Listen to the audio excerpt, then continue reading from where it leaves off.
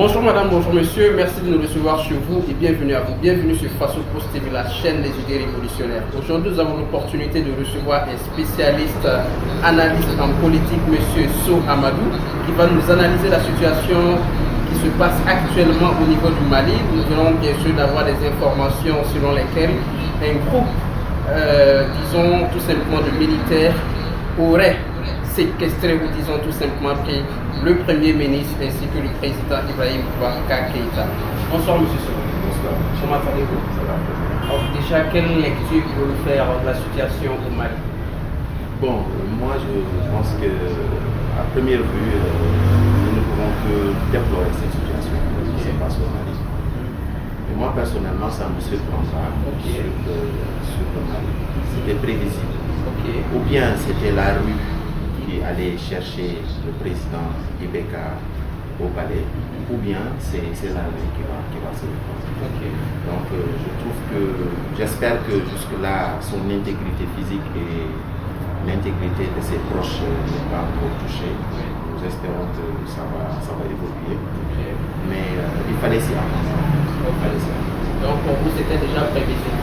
Oui, c'était prévisible en réalité parce qu'en Afrique, comme on n'a pas souvent tendance, de la même manière qu'on acquiert le pouvoir, on conquiert le pouvoir, de cette même manière-là, démocratique, on n'a pas souvent le réflexe de pouvoir le donner.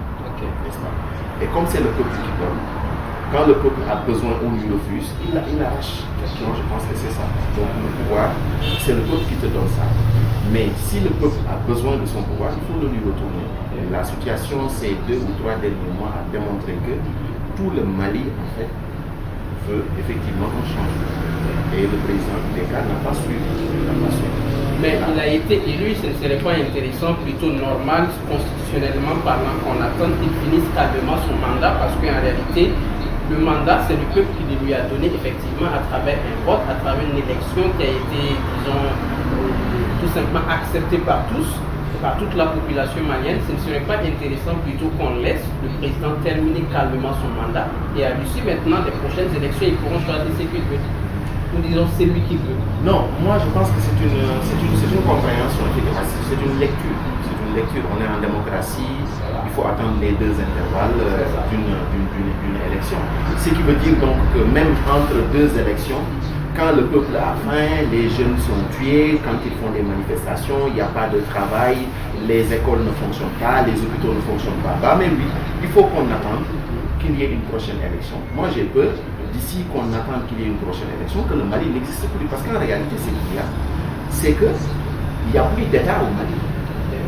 Il y a quand même l'État, il y a quand même le président, il y a son gouvernement. Non mais l'État, c'est un ensemble de choses. L'État, ce n'est pas juste le nom des institutions. L'État a son intégrité. L'État a un certain nombre de rôles qu'il doit garantir et assumer, un certain nombre de rôles qu'il doit jouer pour les populations. Quand le chef de file de l'opposition se fait enlever en pleine campagne électorale et qu'il n'y ait rien, quand pendant des jours, des semaines, toute la population se manifeste, les jeunes se manifestent et que le président ne répond pas, des chefs d'État viennent faire médiation, le président s'autorise devant la communauté internationale à pleurer, ça veut dire qu'il y a un problème. Il y a un problème, donc il n'y a plus d'État au Mali. Donc il y a une bonne partie du territoire malien aujourd'hui. Chacun, n'importe qui au Mali maintenant peut se réveiller un bon matin, prendre son quartier et dire que c'est moi le chef. Donc ça c'est depuis longtemps. Donc il fallait qu'il y ait un changement.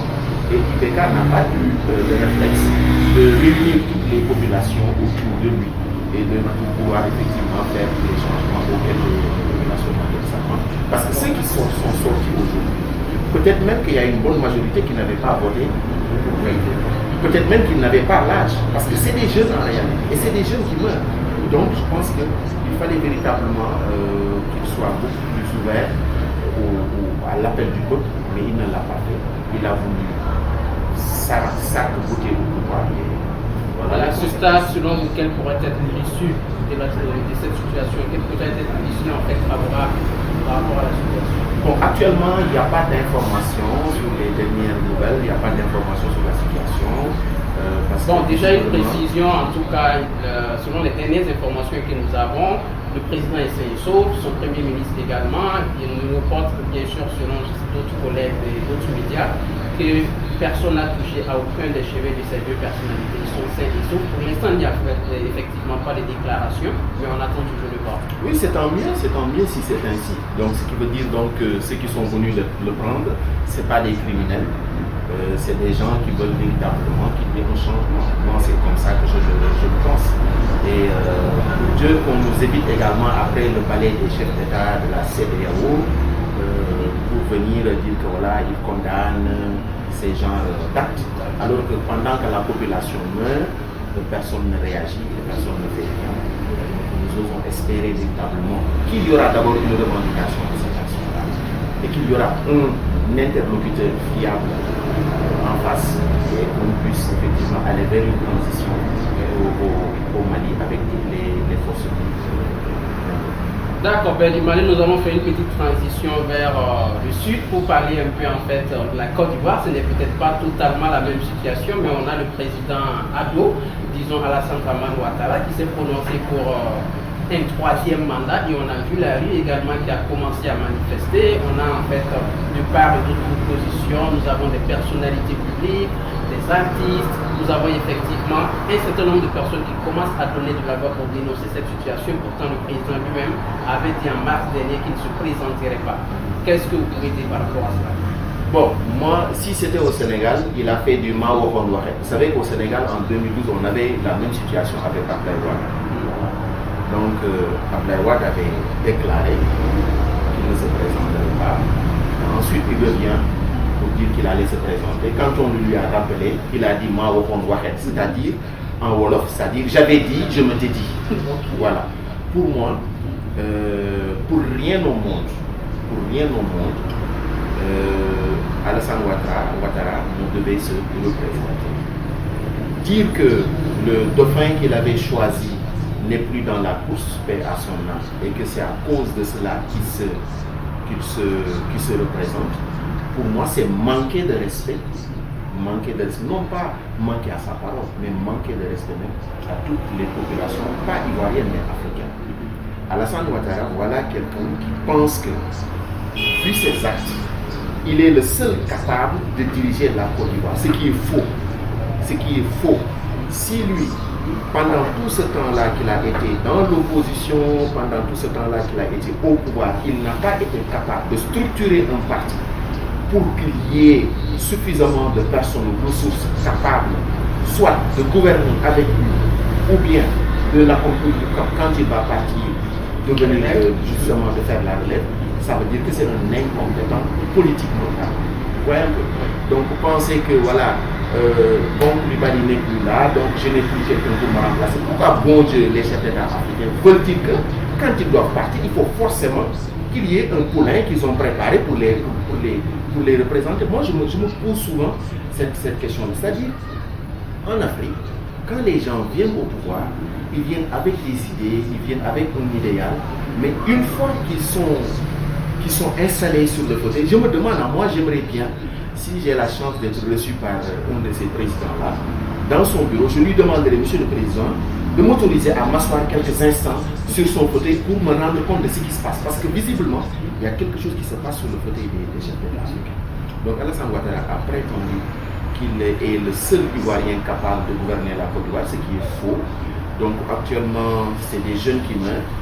Il a tout fait pour isoler certains opposants.